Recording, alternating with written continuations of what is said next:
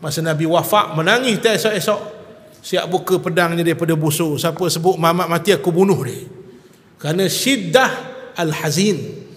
Maka Allah Ta'ala datangkan seorang manusia yang dihormati, Allah tunjuk leadershipnya. Maknanya ni paling mulia lepas Nabi, iaitulah Abu Bakar. Abu Bakar bangun, Abu Bakar kata apa?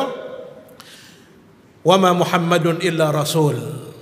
Semua diam, termasuklah umur pun diam.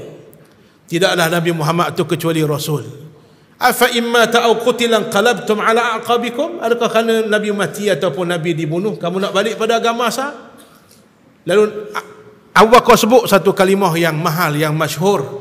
Man kana ya'budu Muhammadan fa inna Muhammadan qad mat, wa man kana ya'budu Allah fa inna Allah hayyul la yamut. Kalau kamu sembah Muhammad, Muhammad matilah. Siapa yang sembah Allah, Allah hidup, tidak mati. Maka barulah umur diam. Jadi tuan-tuan sekalian, Nabi mati menyebut kalimah ila rafiqil a'la. Ni orang balah ni. Orang balah ni ada kata ila rafiqil a'la, ada kata ummati. Asal balah lah. Dua-dua betul belaka. Yang jelasnya ila rafiqil a'la. Nak pilih nak balik jumpa Tuhan.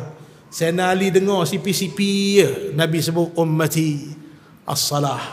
Kenapa Nabi pesan sembahyang. Ni faham Jadi tuan-tuan, hidup kita ni sebelum baiki kualiti barang lain, baiki sebaik-baik mungkin kualiti sembahyang, insya-Allah.